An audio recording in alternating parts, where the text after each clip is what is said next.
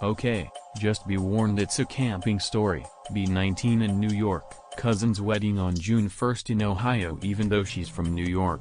2. Since my brother is moving out to California, we decide to all drive there, then brother, myself, and my dad will road trip with him the rest of the way there while my mom and grandma fly back. This is important later. So, we head out to Dayton, Ohio, with brother, parents, grandma. 13-hour trip. Ceremony is in a very traditional conservative Protestant chapel. Pastor is way homophobic, big into traditional household gender roles. The women are to serve the men are to sacrifice themselves to protect their women.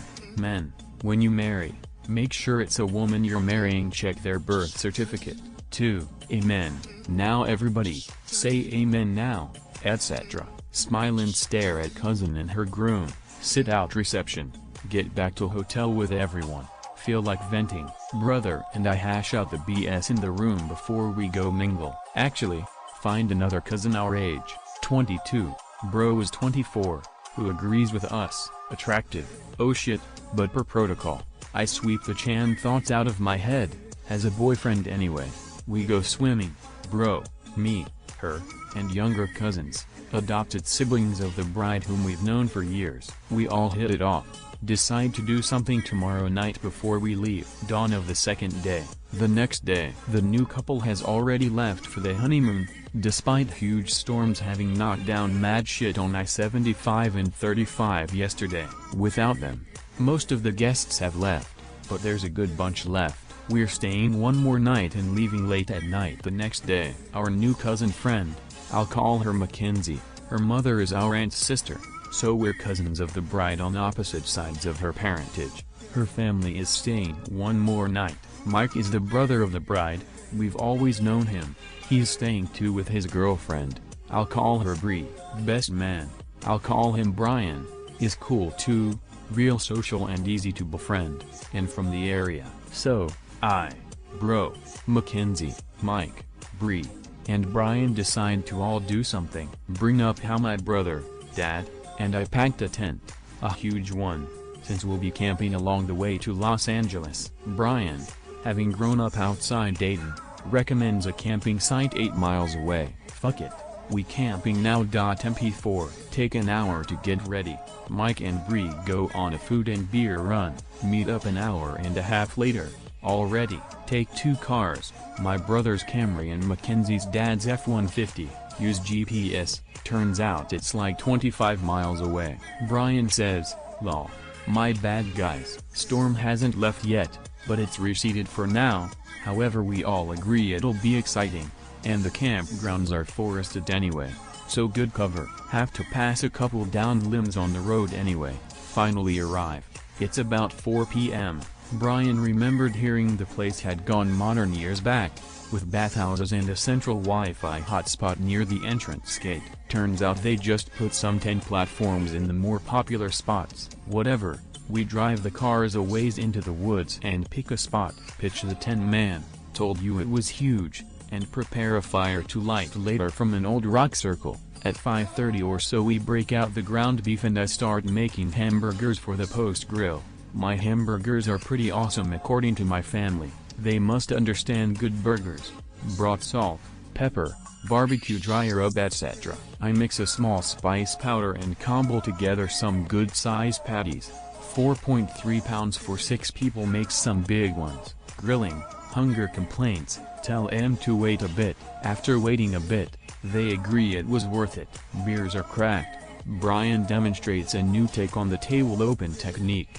Bro begins to converse about the lack of cousinly contact on our side of the family. We all agree, talk for some whiles. Night of the second day. Fire is stoked when it gets dark around 8:30. Chill for a long while more till later. Beers are near gone. I share the last one with Mackenzie. Mike goes out to pee in the woods. Nope. Pasta. Brian gets up to go with him, since Mike was normally a dry partier but had downed 4 or so. Everyone has a phone and most have each other's numbers, so it's cool. Few minutes later, Mike comes back, says Brian had to pee as well so he's a little behind him. Ask Mike why he brought back such a stench. Literally use the word stench. You know when it's not just a smell. Am primed for some creepy, prepared for the copper. It's more like a burned wallpaper stink, but a really incessant burning. Recognize it from a house fire we put out during a Mississippi youth group home building trip long time ago. Mike says he's been smelling it from the start. Minute later we hear Brian walking back, but only because everyone is silent. It's early summer, so there aren't any crackly dry leaves to go on, just slightly damp dirt and a few green leaves. Out of nowhere as Brian comes back out from the nearby trees he says, "No, it's out here with us." All our heads turn to him, but he's rummaging through his bag, facing away. Can't see too well but it looks like he's on his phone. My first thought is he's on the line with someone back at the hotel, telling them we brought something with us. He turns around, no phone, checks our faces, looks to me. "You find it?" "What, the lantern?" "Because it wasn't in the tent." "Brian, what the hell are you talking about? You were just in the tent looking for your electric lantern." "Hold up, the plastic survivalist lantern I got for Christmas last year. It's been next to me the whole time. My paper plate's been resting on it." Give him a very suspicious look. He says, "I could have sworn I heard you ask." "Brian, lantern?" "When I came back, and you were in the tent." Everybody stares. Then one by one we look at the tent. I hold up my mag light. It's the legit 10 inches, weighs like 2 pounds, a handout from my dad's PR firm client company, the kind you see cops wield during first shift patrols. Shine the light on the tent. Of course, we can't see anything. It's thick canvas. My bro gets up, walks a wide circle around the tent, picks up a stone. Mike chooses this moment to shout hello. Bro gives him this really? Look, chucks the rock at the side of the tent. Disappointing thwomp against the fabric, then, fucking screech. "Brian, what are you talking about? You fucking jump up, all of us." What? At the same time the tent leaps toward us. We do a double jump of sorts, rushing noise, like the wind we've been hearing the past 2 days. Something hits a tree behind the tent, low bowing limb rustles a bunch. Bree has been muttering oh my god, continues while the tent flops and sort of deflates down in the front as it folds to the ground, half-heartedly slumping. Bro immediately and proactively breaks the ice. "What the fuck, okay, let's sit in one car and maybe call the hotel folks." Thankful he's so genre savvy, we pile into the Camry, all 6, since nobody wants to hide under a tarp in the truck bed of the F-150. Realize the car smells really clean, like fresh air. Didn't we just come from fresh air? Not really. That burning paint stinking had permeated everything in the area except the car interior. Bro in the driver's seat, myself and Mackenzie in the passenger seat, everybody else in the back. We're somewhat sideways on top of one another, kind of crammed, myself under her chest and tank top hanging right next to my face. Pale blue bra. Fuck. Visualize a cloud of distracting thoughts and Morgan Freeman as God, the janitor, sweeping it away and out of my mind space. That's just my failsafe image. Turn away and finish the rest of the beer. "Come on, Anon." Ask for the mag light and hand her the empty. She tries to drink what's left. As the question leaves my mouth I realize the light is still outside. Bro, Mike, and Brian are staring out their respective windows. Bro and Mike on the phone. Bree is in the middle seat in the back, hands over her ears. Her phone begins ringing. Mike says, "Ah, shit, sorry, guys. I thought I hit the call button cause I thought I last called my dad." It was Bree, though. Interrupted by Brian. "SHH, look at the fire. I can sort of see." Craning my neck back and looking out the back left window. Hunched humanoid sitting on the far side of the fire. Can't make out a face through the brightness. We sit and watch, near silent, for several minutes. The fire is dimming. The thing is still there. It's this dull silverish color, but kind of splotchy. Most worryingly, too thin for human proportions.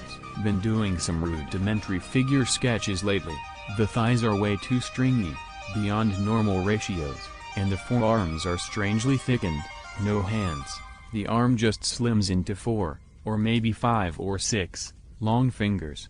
Staring at our visitor's face, zone out and lose focus on peripheral as I concentrate on where its eyes would be, realize in a little while that I've been making eye contact as my irises accommodate to this field of vision. Its eyes then drift, slowly, to the side. Its body follows the eyes, does this scuffling half-roll half-stumble, into a stand crouching position, with its fingers grabbing its thighs and shuffling.